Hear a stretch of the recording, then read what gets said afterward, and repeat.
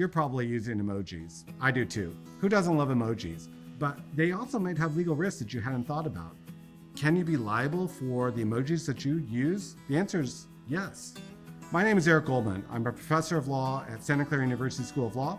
I've written and talked about the topics of emojis and the law. One of the issues I've encountered is people think that they're not going to be liable for the emojis that they choose as if they were somehow different than words or different than the statements that they might make.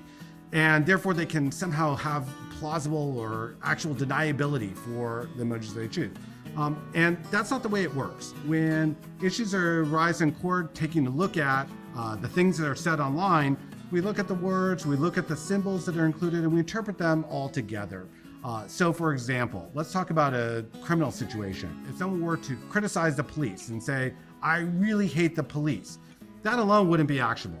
But if it started to sound like a threat against the police officers, and then it was coupled with the emojis like the gun emoji and the bomb emoji and the knife emoji, those emojis will be interpreted in context of your words to determine whether or not you had made a threat to commit violence. So when you add your gun and knives and bombs emojis to your disparagement of the police, that could have legal consequences that the words themselves wouldn't have had.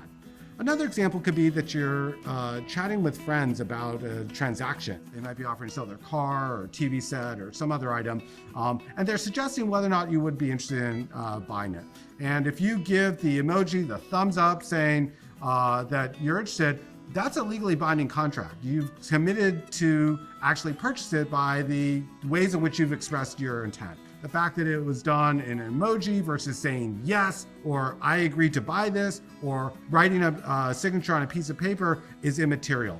The symbol expressing your enthusiasm for the proposal can be enough to actually constitute commitment that will be legally recognized. So, should you continue using emojis despite the fact they have legal consequences? Absolutely. Emojis are fun and you should keep having fun with them.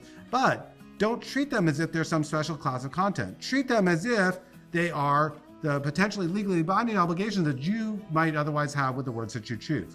As always, online, mean what you say what you mean. My name is Eric Goldman. Thank you for watching Talks on Law.